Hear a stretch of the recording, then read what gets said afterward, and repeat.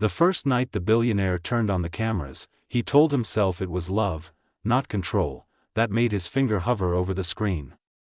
He told himself he just wanted to be sure his sons were breathing, that the machines hummed steadily, that nothing slipped past him again. Yet as the feed flickered to life, he felt a chill crawl up his spine, because deep down he knew this was the night everything would change, and he would not like what he saw. That he had built empires by watching numbers move, by trusting glass walls and cold data.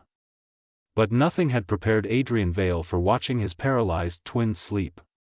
Noah and Eli lay side by side in their custom beds, their small chests rising in careful rhythm, their bodies still except for the faint twitch of fingers that doctors said meant nothing.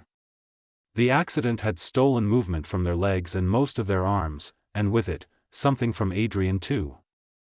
Since that day, fear had become his shadow. Fear that a nurse would miss a sound. Fear that a maid would rush. Fear that he would lose them because he dared to close his eyes. That fear was why the cameras were installed. He never told the staff about all of them. He told himself it was protection. He told himself a good father watched. But the truth was uglier. He didn't trust anyone anymore. When the old maid left after years of service, Adrian hired someone new quickly, barely reading the file. Her name was Mara. Quiet. Ordinary. The kind of person people forget moments after meeting. On her first day, she spoke little, nodded often, and looked at the twins with something unreadable in her eyes. Adrian noticed everything, or at least he thought he did. He noticed how she folded towels too slowly. How she paused before entering the twins' room. How she sometimes hummed under her breath, a sound so soft the microphones barely caught it. The hook that kept Adrian glued to the screens that first week was simple and terrifying. Every time Mara entered the room, something inside him tightened, as if his instincts were screaming that this woman would either save his sons, or shatter what little peace he had left. One evening, long after the house had gone quiet, Adrian sat alone in his study, the blue glow of the monitors reflecting in his tired eyes. He watched Mara approach the twins' beds. Instead of immediately checking the machines, she pulled a chair between them and sat down. Adrian leaned forward, his pulse quickening. Why wasn't she doing her job? Mara reached into her pocket and pulled out something small. Adrian's breath caught. She unfolded it carefully. A piece of fabric. Old. Worn. She draped it gently across Noah's chest and then Eli's, her hands steady, reverent. Then she spoke. The microphones caught her voice, barely louder than a whisper. She wasn't talking to the machines. She was talking to the boys. She told them about the rain outside. About how the garden smelled after dusk. About a stray cat she fed near the gate. Her words were simple, almost foolish, and yet something in her tone made Adrian's throat tighten. She spoke as if they could hear her. As if they were listening. Then she did something that made Adrian's hand slam onto the desk. She lifted Noah's arm, slowly, carefully, and placed it over the fabric. The monitors beeped faster for a moment. Adrian shot to his feet, panic roaring in his ears. He was about to call security when the beeping settled. Mara exhaled, her shoulders relaxing. She looked at the boys and smiled, a real smile, full of warmth and sadness all at once. What are you doing? Adrian whispered to the empty room, frozen between fear and something dangerously close to hope. Over the next days, he watched obsessively. Mara never rushed. She never treated the twins like fragile objects. She spoke to them constantly. She sang sometimes, soft lullabies in a language Adrian didn't recognize. And every night, she brought that same piece of fabric.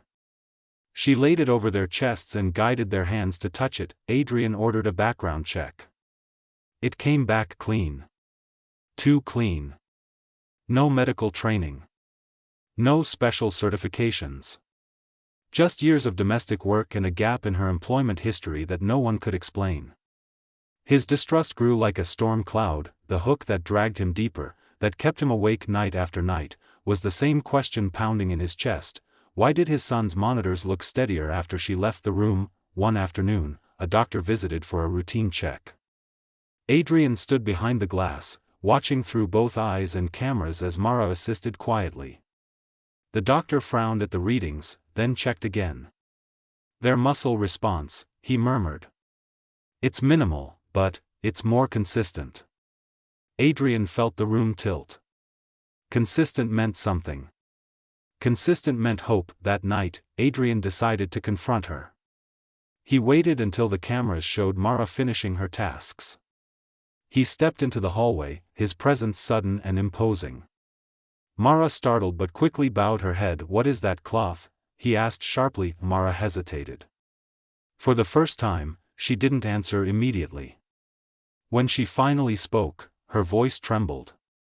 "It was my son's," she said. Adrian's anger faltered. "Your sons?" "They were twins too," Mara said softly. "Paralyzed after an illness.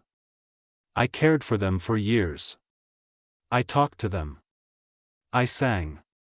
I touched their hands the way the therapists taught me." Her eyes glistened, but she didn't cry. "They didn't walk again.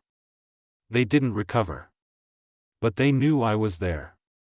I know they did." Silence stretched between them, heavy and aching. Adrian wanted to tell her to stop. To remind her of boundaries. To fire her for crossing lines he never clearly drew. Instead, his voice came out hoarse. "Why didn't you tell anyone?" "Because people don't like hope when it doesn't promise miracles," she replied.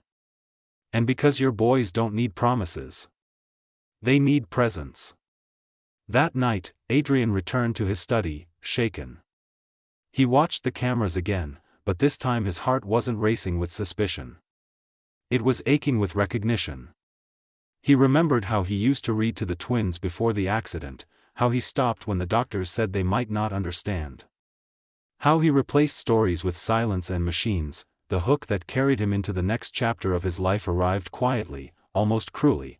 What if the thing he feared most, the feeling, was the very thing his sons needed? Weeks passed. Adrian changed. He sat by the beds again. He spoke to his sons, awkward at first, then with growing ease. He let Mara teach him how to move their hands gently, how to pause when the monitors flickered, how to breathe through the fear instead of running from it. One evening, as Adrian spoke about a memory from their early childhood, Eli's finger twitched, just once, unmistakable. Adrian froze, tears blurring his vision. Mara saw it too. She didn't shout. She didn't celebrate. She simply nodded, as if to say, "Yes, this is what listening looks like." The cameras were still there, but Adrian no longer watched from behind screens. He watched with his own eyes. He learned that control had never protected his family, connection did. In the end, the inspiring truth settled into his bones like warmth after a long winter. Love is not proven by watching from a distance, but by showing up, speaking, touching, and believing, even when belief feels dangerous. And as Adrian held his son's hands, feeling the faint pressure of life pushing back, he understood that the moment he stopped hiding behind cameras was the moment his frozen heart finally began to move again.